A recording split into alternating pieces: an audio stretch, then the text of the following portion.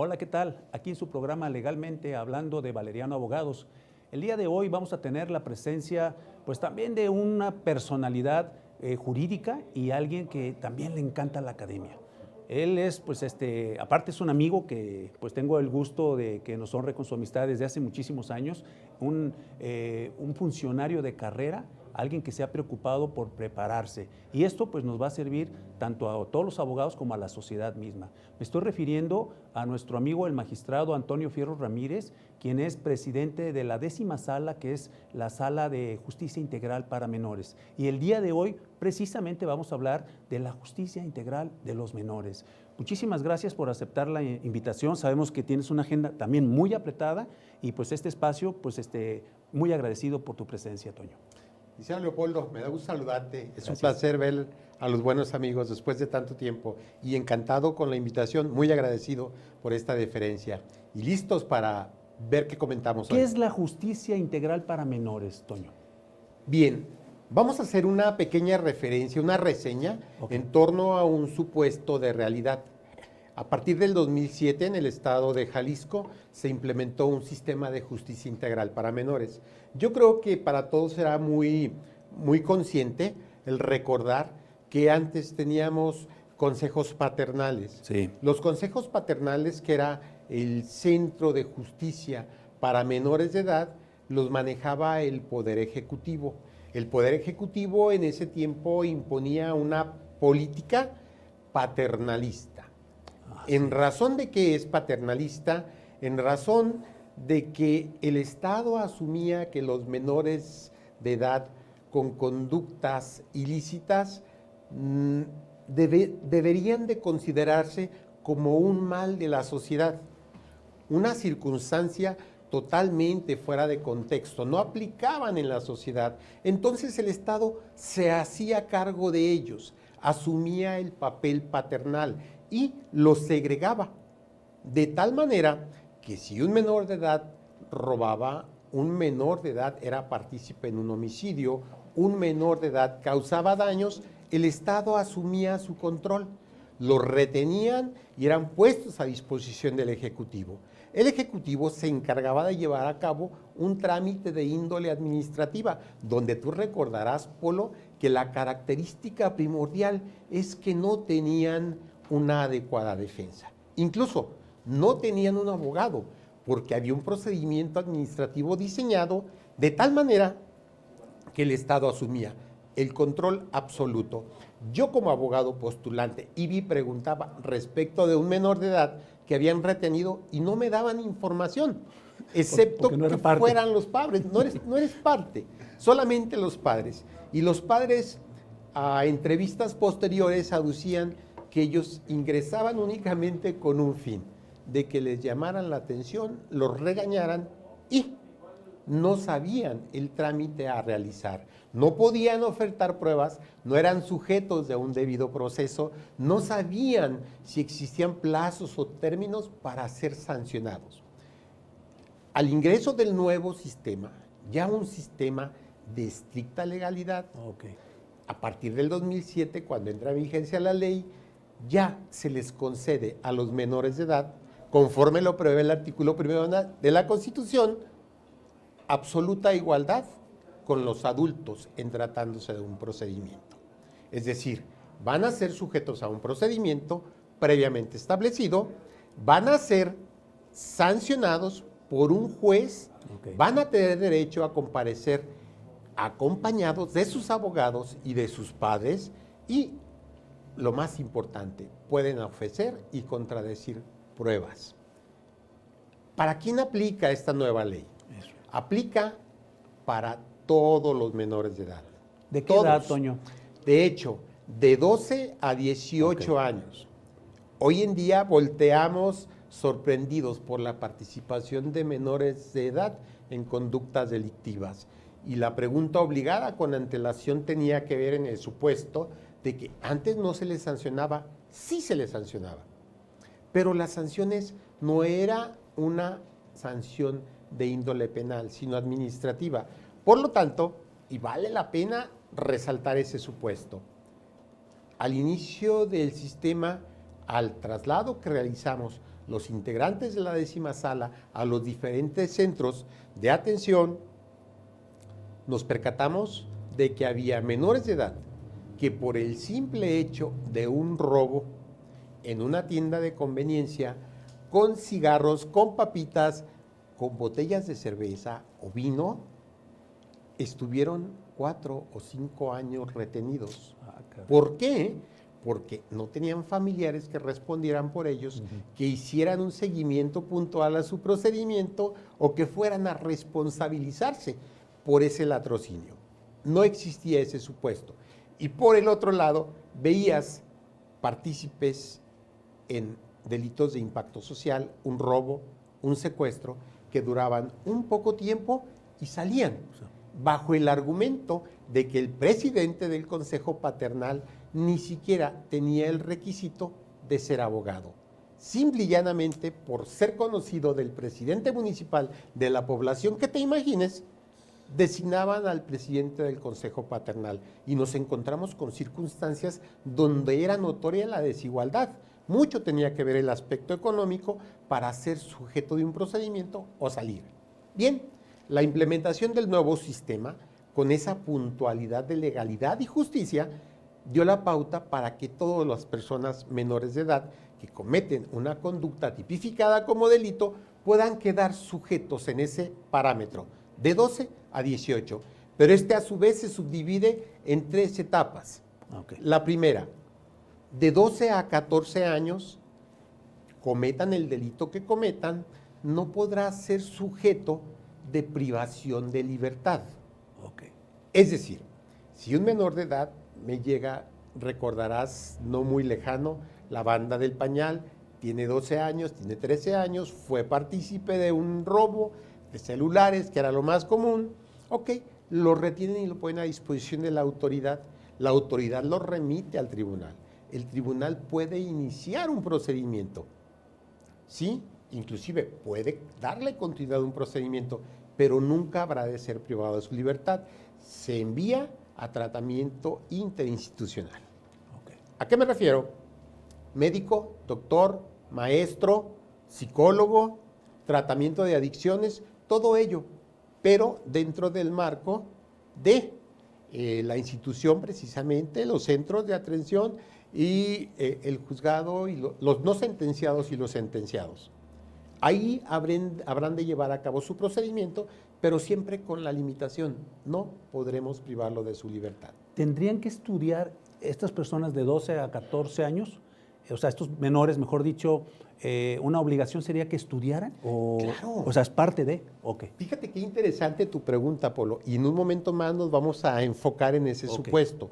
¿A qué? Particularmente a esa obligatoriedad que tienen los directores de los centros para buscar encajar en el aspecto social con sentido de readaptación a un menor de edad en conflicto con la ley. ¿Tú tienes conocimiento de que algún menor de edad que haya cometido alguna conducta ilícita se ha integrado a una escuela pública? Que le digan, este chico va a entrar a la mitad del semestre porque tiene una conducta ilícita, pero como le obligamos a estudiar, tendrá que cumplir con su educación primaria o secundaria. Y decimos, caray, no lo he visto. Pero bueno, vuelvo atrás. Se da el supuesto de 14 a 16 años.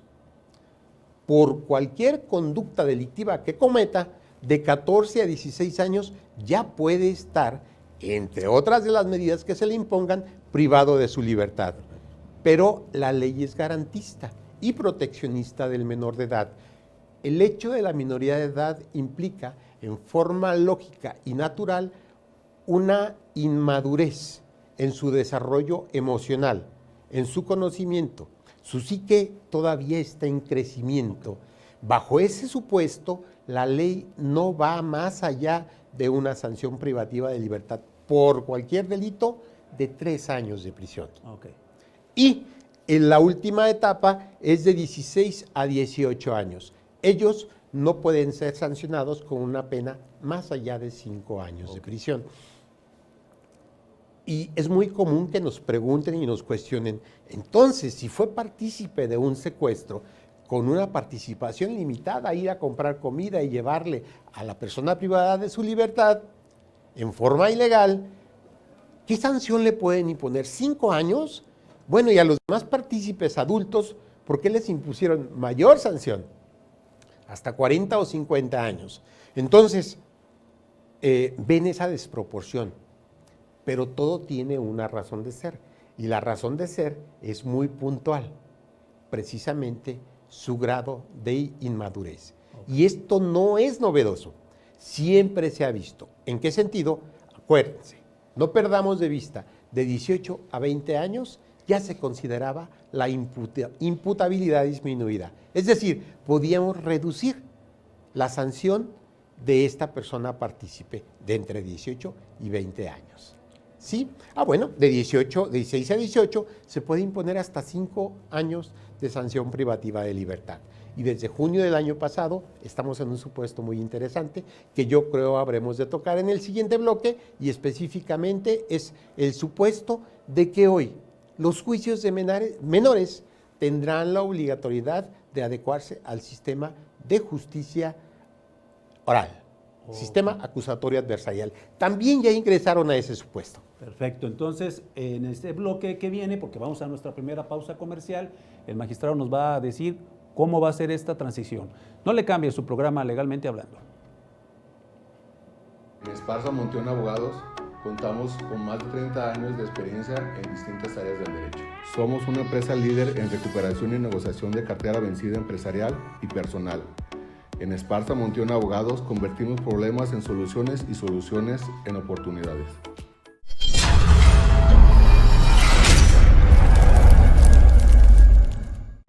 ¿Qué tal, amigos? Soy del Centro de Mediación Valeriano y mi nombre es Rosa María Valeriano Sánchez. Mi profesión es la psicología y como mediador certificado por el Instituto de Justicia Alternativa, estamos autorizados para poder hacer las juntas de avenimientos necesarias antes de un divorcio. Así también la escucha de menores. Y por otra parte, también somos perito del Consejo de la Judicatura del Estado de Jalisco y podemos hacerte el peritaje que tú necesitas. Estamos a tus órdenes. Llámanos. Licenciado, si yo tengo un contrato que tiene una hipoteca y esa hipoteca la adquirí con un banco y ahorita ya no puedo pagar, ¿qué debo hacer? Pues si apenas dejó de pagar, el banco obviamente va a querer recuperar su pago. Hay que ver si ellos van a presentar una demanda, y en esa demanda lo ideal sería defendernos para ver si el banco realmente nos está cobrando los intereses pactados en el contrato, intereses ordinarios, moratorios, gastos de administración, y ver cómo nos podemos defender para que usted pueda de alguna manera negociar, obviamente capitalizándose para hacer un ofrecimiento y poder terminar el procedimiento. Lo ideal sería mejor una negociación, de lo contrario podemos diseñar una estrategia acorde a sus necesidades. Gracias. Por nada.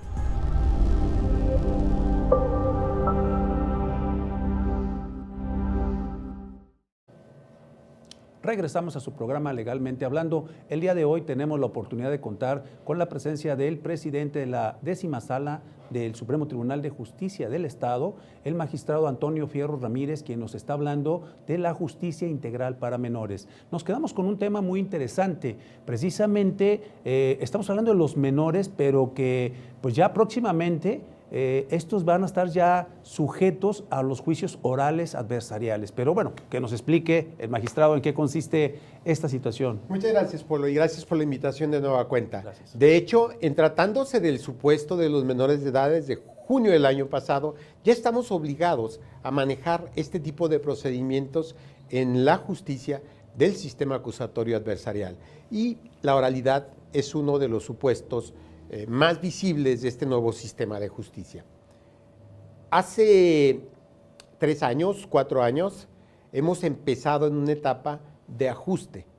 Esta etapa de ajuste, esta transición, nos ha causado problemas desde la expectativa académica y en el plano internacional.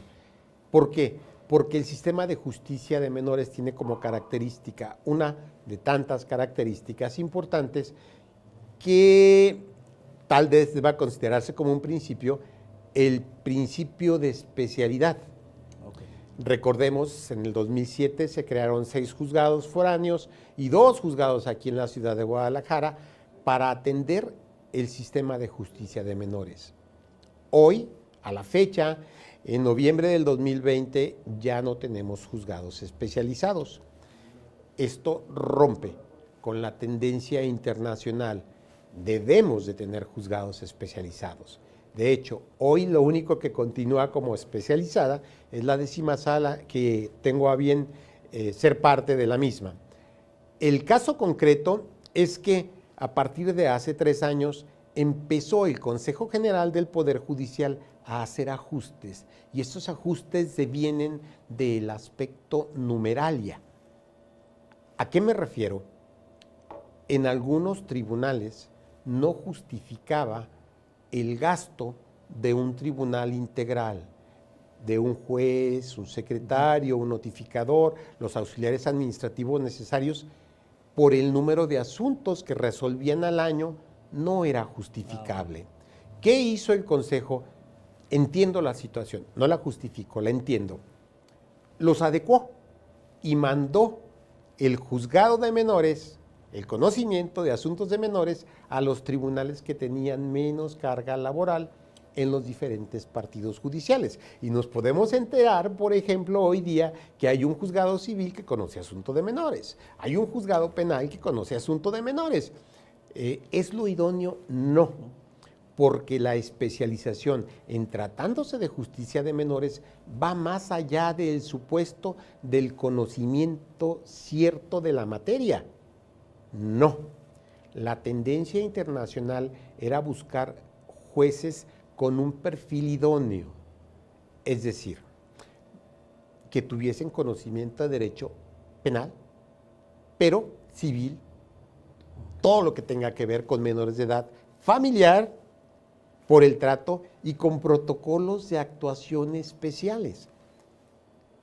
Hemos perdido en mucho el aspecto de la formalidad y la solemnidad en los juzgados de menores, porque una de las obligaciones de la norma es tener el contacto con el menor de edad y hacer de su conocimiento las circunstancias específicas de los hechos que se le están imputando, modificando, por si hay alguien que no sea abogado, la idea primordial es involucrarlo en el sistema justicia de la forma más sencilla y más puntual, de tal manera que sea comprensible para él qué está haciendo ahí, por qué está ahí y cuáles son las medidas que se le pueden imponer por tal circunstancia. Oye, Toño, y Reducimos sobre todo que la sociedad o el gobierno debe tomar en cuenta que los menores son el futuro. Palabras sabias. De hecho, el aspecto de la prevención hemos sido desaprensivos con ellos, porque existe una circunstancia que vale la pena resaltar, y esto es específicamente que en tratándose de justicia de menores, la reincidencia se reduce significativamente. Es decir, un menor de edad que cometió una conducta ilícita es un porcentaje de más del 85% de posibilidades que una vez sujeto a un procedimiento no vuelva a incurrir en una conducta ilícita. Claro, hay aspectos excepcionales, hay aspectos de menores de edad que son reincidentes, pero son excepcionales. Yo creo que la gran mayoría de menores de edad que cometen conductas ilícitas son por circunstancias accidentales. Okay. Por necesidad, por hambre, porque vienen de una familia disfuncional, y en muchos de los casos que llegan con nosotros es porque son adictos a algún tipo de droga. Recordemos, eso es un aspecto cultural que simplemente viene como a colación en el tema que tratamos. Antes, en tiempos anteriores, la madre hacía el pie de casa, es decir, ella quedaba al cuidado de la familia y trataba de resolver la problemática, la atención, todo ello iba en torno al supuesto del cuidado de los menores de edad. Hoy, ambos padres son productivos, ambos padres trabajan. ¿Quién se queda a cargo de las circunstancias de formación? No hay. ¿sí? Y con esto volvemos hasta Inglaterra y analizamos el supuesto del siglo pasado de por qué nació el sistema de justicia integral. Precisamente porque en Inglaterra los padres ambos trabajaban, los chicos hacían pandillas, hacían grupos parasociales y ellos provocaban disturbios sociales, ¿sí? Empezaban las circunstancias de los robos, empezaban las circunstancias de los abusos, de los secuestros, todo ello. Entonces se creó la ley para darles ese tratamiento. Pero hoy ya con una visión de un debido proceso, de un sujeto a una ley específica, entonces ello nos está cambiando, está motivando el supuesto. Yo decía hace un momento, y lo reitero, las posibilidades de reiterar una conducta delictiva, de ser reincidente, se reducen a un mínimo. Por ello, específicamente, y reiterando tus palabras, es preciso mirar por el futuro del país, de la ciudad particularmente y del país en general.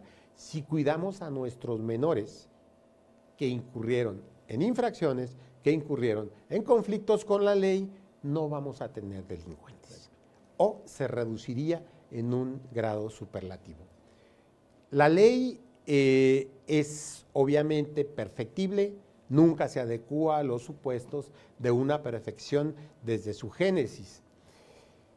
Y puntualmente me quiero referir a un punto, a una circunstancia que hoy día nos ha causado problemas no desde el punto de vista jurídico, sino desde el punto de vista social.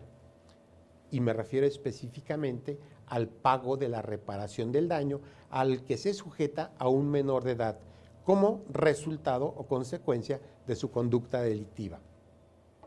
La ley dice en forma específica que habremos de considerar el ingreso del menor. Ojo, el menor normalmente a esa edad no tiene ingresos, no es un ente productivo, son muy pocos aquellos que ya tienen un trabajo. Segundo, dice que habremos de buscar la posibilidad que en medida de su propia posibilidad el menor de edad cumpla con la reparación del daño. Insisto, no son productivos. Entonces, ¿quién repara el daño? Nos encontramos en circunstancias de daño en las cosas, un choque, por ejemplo. ¿Quién repara el daño? Pues el padre. Si la ley me exige que lo pague el hijo en medida de sus posibilidades, a lo mejor esta reparación del daño para la parte ofendida sea una ficción, porque un menor de edad, ¿cuánto puede ganar? Nos ha tocado casos concretos en los cuales dice el menor, yo gano 100 pesos al mes, yo estoy dispuesto a dar 50, a la semana, estoy dispuesto a dar 50 porque estoy interno para reparar el daño. Bueno, si yo le digo a la parte ofendida que le van a dar 50 pesos para reparar el daño, se va a ofender más, indiscutiblemente.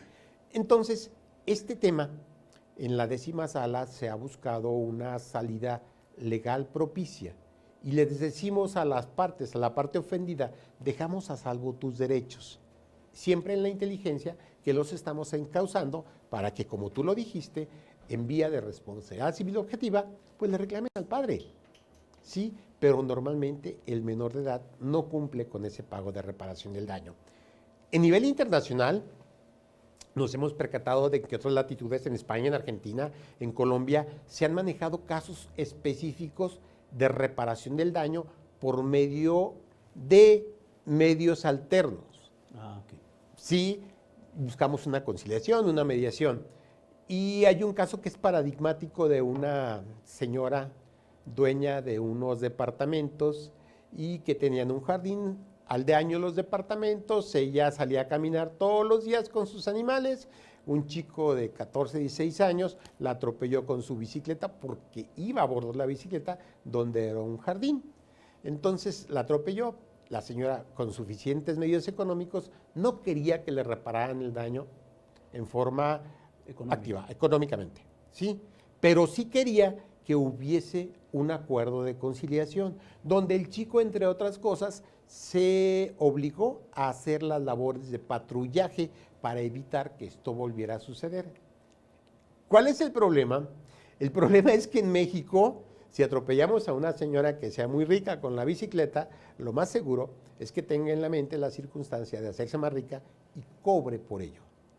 Sí, que exige una reparación del daño económica, no como sucedió en otras latitudes, de que lo que le exigieron fue que hiciera una promesa de no volver a conducir en el jardín y además hacer un patrullaje todos los días para cuidar a todos los chicos que no fueran a causar un daño como había sucedido con esa señora.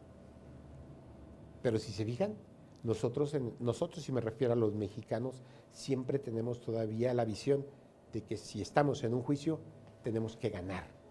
En el caso de los medios alternos, la idea no es ganar, la idea es tener acuerdos. Perdemos de vista que el derecho penal ya no es retributivo, sino restitutorio. Okay. Bueno, pues, con esto siempre se va como agüita porque está uno aprendiendo tanto, y no nada más los abogados, también la sociedad misma, y sobre todo muchas personas que tienen menores que están pues inmersos en una situación de esta naturaleza. Pues aquí el magistrado nos está dando precisamente pues la forma cómo pueden resolver estos asuntos, cómo están contemplados, y bueno, ahorita un momento más nos va a dar algunas opiniones que van a ser muy interesantes para usted. No le cambie. Problemas legales, acércate con nosotros. En Valeriano Abogados manejamos todas las áreas del derecho: civil, mercantil, penal, fiscal, familiar, contabilidad, laboral. Ven con los profesionales, tú ya nos conoces. Valeriano Abogados, estamos para ayudarte. 30 años de experiencia, usted ya nos conoce. Valeriano Abogados es hechos y no palabras.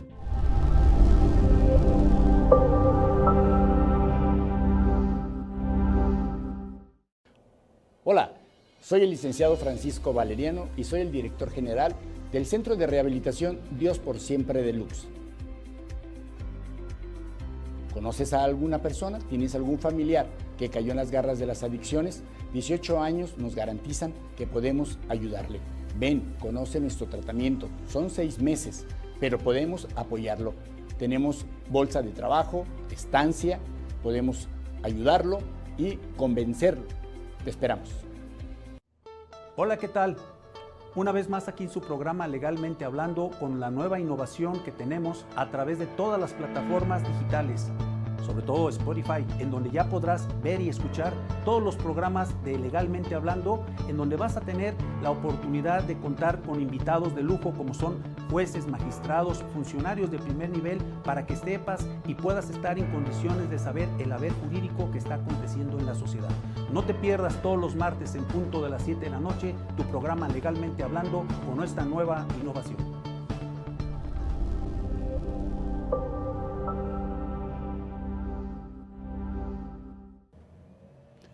Hola, ¿qué tal? Estamos aquí con el licenciado Luis Rodríguez, que es un experto en materia hipotecaria. Vamos a hablar de un tema que pues yo creo que a mucha gente le compete, porque ¿quién no tiene una casa y quién no está pagando una hipoteca? Vamos a hablar primeramente en qué consiste la hipoteca, licenciado Luis. ¿Qué tal, licenciado? Pues mire, la hipoteca es una garantía real. Cuando el banco nos presta para comprar una casa, la hipoteca es como el candadito para que mientras no la termine de pagar, no pueda yo hacer disposición de la misma. Si no pago la casa, no puedo venderla. Entonces, al momento de terminar mi crédito, se quita la hipoteca y simplemente pues, yo ya soy propietario de la finca. Eso es lo que consiste la hipoteca. ¿Y qué pasa cuando la gente por alguna razón, y en especial ahorita por la pandemia, se atrasa en sus pagos? Como bien lo menciona, por la pandemia mucha gente ha perdido ingresos. Los bancos dieron oportunidad de 3, 4 meses a partir de que empezó la pandemia, a partir de marzo de este año, pero la gente aún sigue sin tener los mismos ingresos que antes.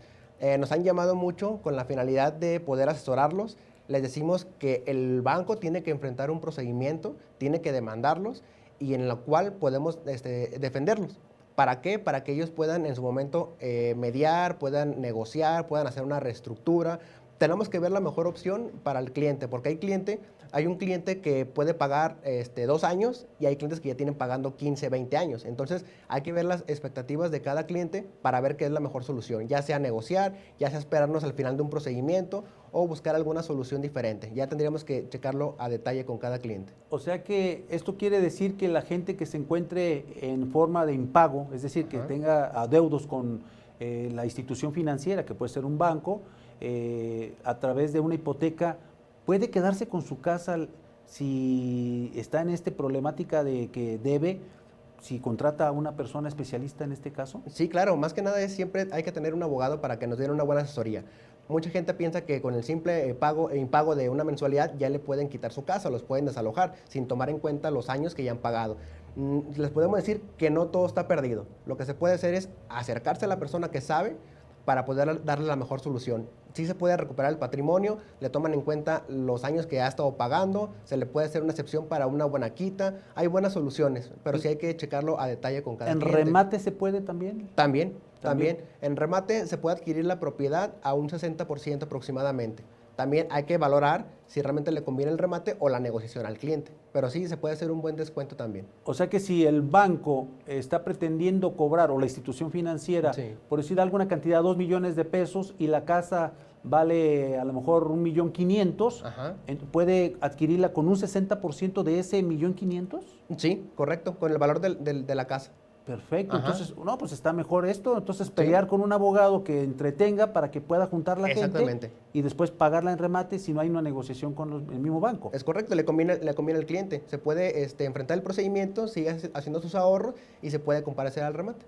Excelente, pues esto es lo importante de contar con un experto como el licenciado Luis Rodríguez, quien Claro. es experto en materia hipotecaria. Gracias correcto. por la aportación, licenciado. Quedamos a la orden, licenciado.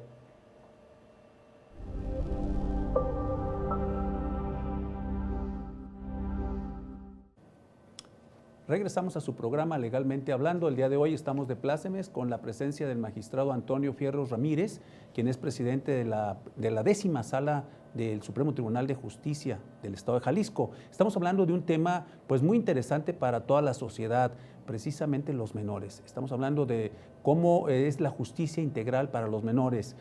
Toño, ¿podemos decir cómo están los centros de atención para los menores aquí en Jalisco? ¿Cuánta gente tiene? ¿Cómo están conformados? ¿Qué nos puedes decir al respecto? Claro que sí, Polo, muchas gracias. De hecho, vale la pena, es un tema muy importante. Los centros poco a poco se han ido despoblando. En el 2007 llegamos a tener 400 personas retenidas y hoy día se ha modificado el supuesto y tengo que admitir y reconocer que en el 2007 cuando iniciamos veníamos con una tendencia del sistema tradicional, en el cual las sanciones que imponíamos tenían que reflejarse, tal y como hacemos en cuestiones de adultos, en una sanción privativa de libertad, en multas y sanciones, para justificar. Fue un pecado original que se cometió porque estábamos haciendo una justicia penal juvenil. Hoy en día quiero admitir y reconocer que los últimos jueces especializados de justicia integral para menores se hicieron unas personas con una sensibilidad absoluta, en la cual trataban al menor de edad desde su ingreso de tal manera que se sentían protegidos en ese entorno familiar que quizás nunca habían tenido. Un ejemplo de ello, fuimos a hacer una visita a un juzgado en Ocotlán, y al llegar yo vi a un chico que estaba sentado en el ingreso del juzgado, sentado él solo, y le pregunté a la juez, oye, ¿y este chico que está en la puerta trabaja aquí contigo? No, ¿quién es? Y sale y se asoma y dice, secretario, ¿quién es este chico que está aquí? Ah, lo acaban de poner a disposición. No voy a hacer un cuento largo. Llanamente le encargó el desayuno, ya que desayuno lo declararon, ya que lo declararon, nosotros seguíamos con la revisión, nos íbamos a retirar y dice, va a salir confianza. ¿Y qué están esperando? ¿Por qué no ha salido? Va a venir su papá en un momento por él. Situación que desde el nacimiento del sistema debiese tener el carácter de obligatorio, que los padres acompañaran a los menores de edad para efecto de responsabilizarse, entre comillas, de sus actos. El reproche penal ya estaba con los menores de edad, pero los padres tendrían que haberlos acompañado para su apoyo moral y para su responsabilidad en muchas ocasiones, situación que a la fecha es muy poco asistida. Los padres ordinariamente no van, no están. Están molestos con el menor, están trabajando y no voy a perder un día, mejor tú vete. Y lo abandonan. Sí, así es. Okay. Bien, ese supuesto dio la pauta para que en ese ingreso del sistema hubiera muchos menores retenidos. pero también nos dio la pauta para conocer cuál era la problemática que ocasionaba esta dinámica social de participación en conductas delictivas. Y tú y yo, como penalistas, sabemos que las causas que generan un delito son muchas, es multifactorial.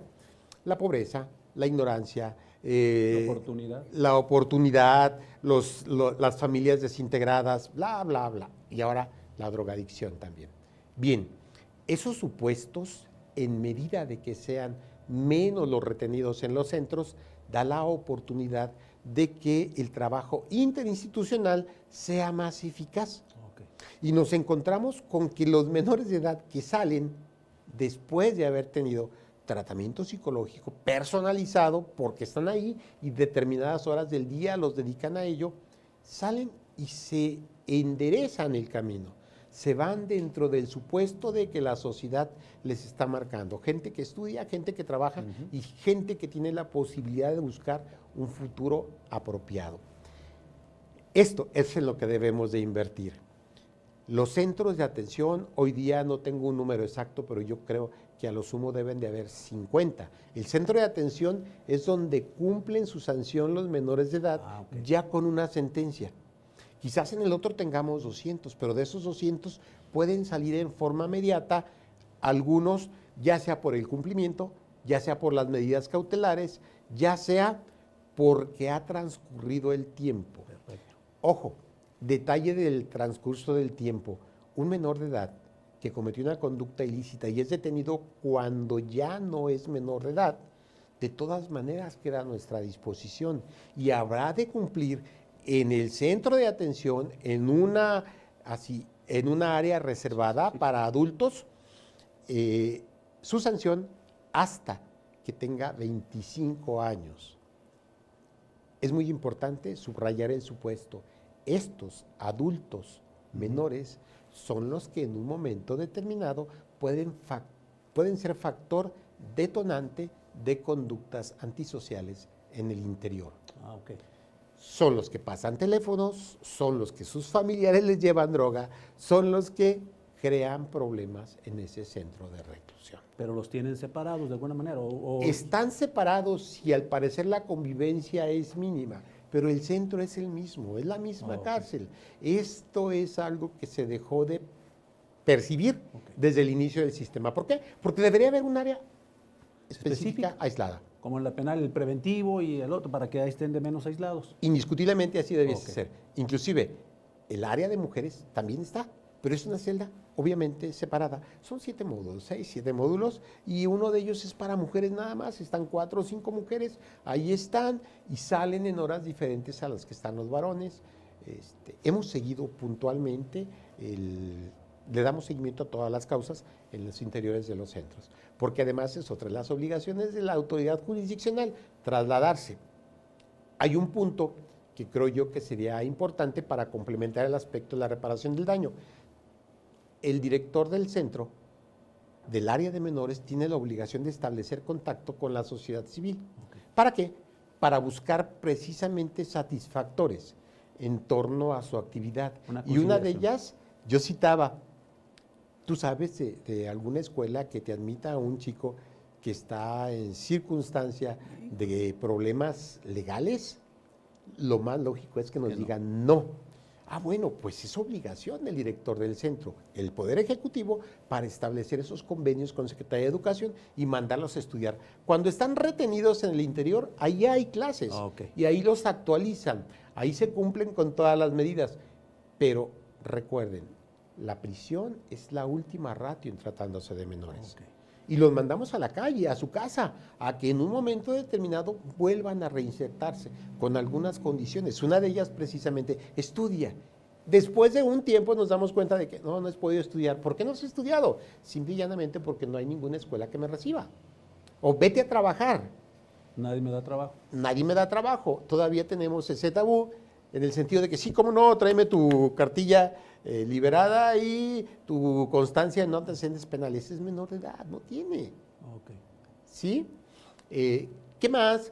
Bueno, pues además de ello, es muy común que los menores de edad no cumplan con sus medidas en razón de las necesidades de traslado, no tienen trabajo, no tienen dinero, no pueden venir al centro, al tratamiento psicológico, no pueden ir a una escuela porque no los admiten. Lo único que se lleva a cabo son las actividades del interior que les dan en forma externa, atención médica, el doctor, el psicólogo, en reuniones, en centros de adicciones, bla, bla, bla. Eso es lo que en un momento determinado deberíamos explotar. Oye, Toño, una pregunta que nos hemos hecho, pues yo desde mi tiempo estudiantil y sobre todo pues tú que estás en el ambiente y estás en el lugar preciso, ¿crees que es necesario la reducción de la acción penal en edad o así está bien?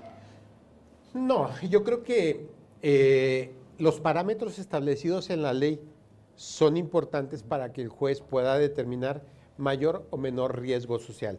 De hecho, nosotros mismos en la sala, al momento de hacer la revisión, nos enfocamos en un supuesto de información que nos proporcionan los mismos centros. Okay. Yo veo rasgos de peligrosidad, yo veo su readaptación social, yo veo su tendencia en el aspecto de disciplina, si en el mismo interior está causando problemas o no. Y sabemos si podemos confirmar o modificar en razón de ese riesgo social que pueda presentar las sanciones. Acuérdense, de hecho, esta ley es absolutamente garantista y positiva para el menor de edad, a grado tal de que si yo impusiera una sanción de 5 años de prisión preventiva, que es la máxima, y el menor de edad, al tiempo de cumplir el 50% de su sanción y acorde a la información de avances que me dé el centro, yo le puedo cambiar esa medida y decir, ya no vas a estar privado de tu libertad en la cárcel, ya vas a estar en tu casa con prisión domiciliaria, con prisión de fines de semana. Todo depende de las circunstancias que se presenten. Sí, y por eso es importante tu pregunta.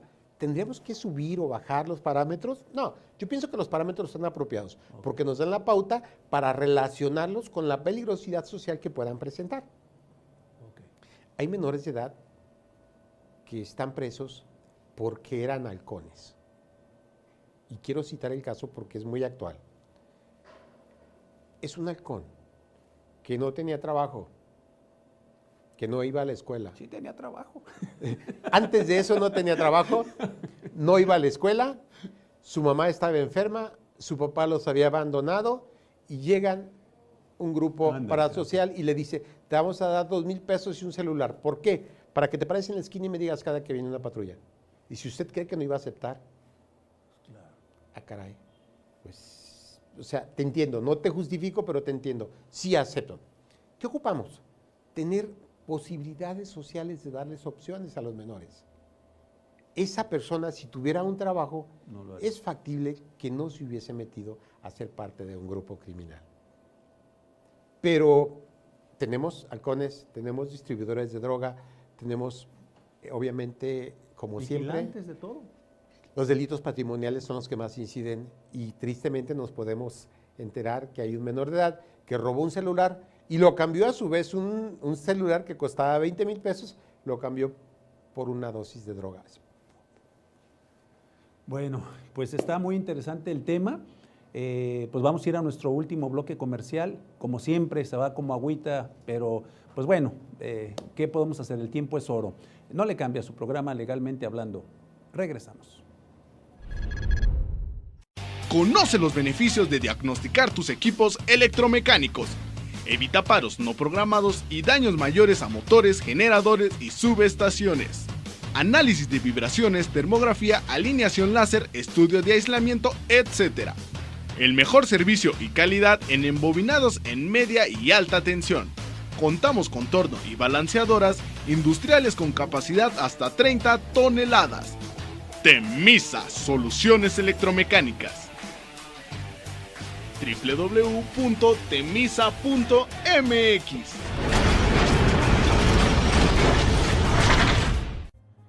Hola, ¿quieres divorciarte? ¿No confías plenamente en los abogados que te han tocado? Tienes la oportunidad de conocer un abogado que te va a dar la seguridad de que te va a cumplir lo que te ofrezca. Tu servidor, Aldo Valeriano, te va a garantizar que tu problema que es encomendado a nuestra firma va a ser resuelto de forma diligente y de forma honesta. ¿Te quieres divorciar? Te garantizo las mayores condiciones o las mejores condiciones que te van a proporcionar una seguridad y una tranquilidad en tu patrimonio y en tu seguridad personal. Búscanos.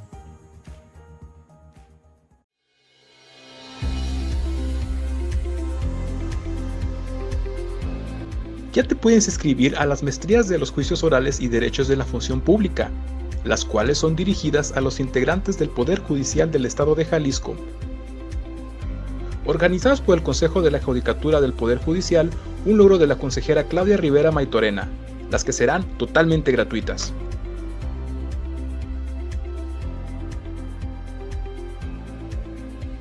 Regresamos a su programa Legalmente Hablando de Valeriano Abogados. El día de hoy tenemos la presencia del distinguido académico de la universidad y de muchísimos lugares, porque es alguien que se ha preocupado por prepararse, no nada más aquí en el Estado, sino a nivel nacional e internacional, y eso me consta. El magistrado presidente de la 10ª Sala del Supremo Tribunal de Justicia del Estado, el doctor Antonio Fierros Ramírez, quien es aparte un amigo de muchísimos años, quien nos ha hecho el favor de venir el día de hoy, cosa que le agradecemos de nueva cuenta, nos está hablando pues de la justicia integral para los menores. También quiero decirles que él es el presidente de la Escuela Judicial del Supremo de Justicia del Estado. Queremos ver, a ver qué es lo que pasa en esta escuela, qué actividades hacen. No sé, ¿nos puedes explicar un poquito, Toño, por favor? Con muchísimo gusto, Polo. Muchas gracias de nuevo por tu invitación. Déjenme decirles que el Supremo Tribunal de Justicia, como todos los empleadores, ha tenido el detalle y la percepción, la sutileza de capacitar a sus empleados. Entonces, ya desde hace, yo diría que muchos años, pero únicamente 8 a la fecha, hemos creado, soy parte de la comisión de capacitación, yo presido la comisión y creamos una escuela judicial. Esa escuela judicial imparte maestrías, doctorados y muchos cursos, especialidades. De hecho, hoy tenemos la tendencia de abrir uno en próximos días en justicia integral para menores, porque a pesar de que ya se confundieron la justicia integral de menores y de adultos, la ley sigue exigiendo que los operadores sean especializados en esa rama, y por eso estamos capacitando ministerios públicos, defensores y obviamente el personal del tribunal. La idea importante y que yo creo que debe de trascender, no hoy, no con mi persona, sino con todos los que lleguen después de nosotros, es que el tribunal tiene la obligación de capacitar a sus empleados y como tal dar esa capacitación, ojo, en forma gratuita. Gratuita para todos los empleados del Poder Judicial y con una plantilla de maestros de excelencia. De hecho, siguiendo los lineamientos de la academia, las maestrías ordinariamente están compuestas en su plantilla docente cuando menos un 50% con personas con grado de doctorado para capacitar a los maestros. Y tenemos, bueno, pudiese decirles mil nombres, pero Daniel Espinosa, que estuvo con ustedes hace días, maestros de universidades que no son de la UDG. Guillermo Cepeda, un saludo. Axel Orozco, Ramón Abejas, todos doctores en Derecho, Rubén Flores de la UDG, Rogelio Barba, Martín Jiménez. O sea, tenemos gente que ha estado en el sistema, que conoce a perfección la dinámica y complementamos la academia con una circunstancia que yo creo que todas las universidades lo desearían, con aspectos y experiencias prácticas. Reales. Ahí se tratan temas que son fundamentales para la mejor impartición de justicia, pero desde un punto de vista no solamente teórico, sino práctico. Y algo. Casi hasta los llevan ahí, ¿no? Para que vean cómo están las cosas. Fíjense que además adecuamos circunstancias. Son empleados del tribunal, entonces yo no podría darles toda la mañana para que vayan a capacitarse. Entonces, buscamos una fórmula propicia y damos clases de 7 de la mañana a 10 de la mañana y por las tardes también en algunas ocasiones para complementar ese conocimiento. Los llevamos a los centros, los llevamos a los juicios orales y hacemos que en un momento determinado se empiecen a involucrar con esa actividad. No solamente ocurren con nosotros gente que maneje materia penal. En este momento manejamos juicios orales y justicia o procedimiento judicial. Okay. Bajo ese argumento los llevamos a juicios orales mercantiles, juicios orales civiles y ahora juicios orales penales, que es lo más común, juicios orales de menores, y buscamos ir a los centros para que conozcan y se empiecen a empapar de esta problemática social. Perfecto.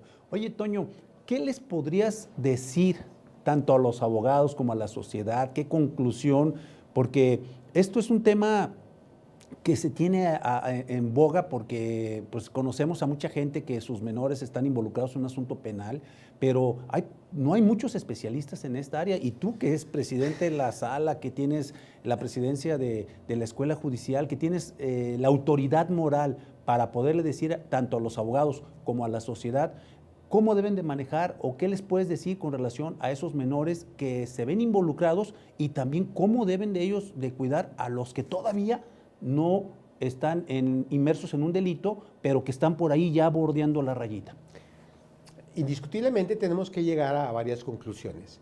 La primera de ellas sería, señores, den la importancia que merece la justicia integral para menores. Si hoy podemos encauzar a esos menores que incurrieron en conducta ilícita, hoy se pueden encauzar, mañana no tendremos delincuentes. O sea, se va a reducir en un grado notorio la actividad delincuencial. Démosle la importancia que merece. Apoyemos desde el punto de vista de la actividad y el económico, sobre todo a los gobernantes, no descuiden ese tema. Esa área es esencial. Segundo, todos aquellos que litiguen justicia de menores, no olviden, tienen que estar especializados. Y como tal, actívense, obtengan ese reconocimiento para poder estar. Hoy nos encontramos con un choque frontal con el nuevo sistema acusatorio. ¿A qué me refiero? Me refiero a que la gran mayoría de postulantes del sistema acusatorio son jóvenes noveles que están egresando de la facultad o con una experiencia no superior, pero tienen un ánimo y una disposición en la que no hemos incurrido las gentes de mayor edad. La vieja guardia, ¿no? La vieja guardia asumimos el papel de que ya estoy para olvidar, no para aprender, pero no, la dinámica en el derecho no se va a suspender porque yo no conozco oralidad. Tenemos la obligatoriedad de aplicarnos y en el aspecto de justicia de menores, especializarnos.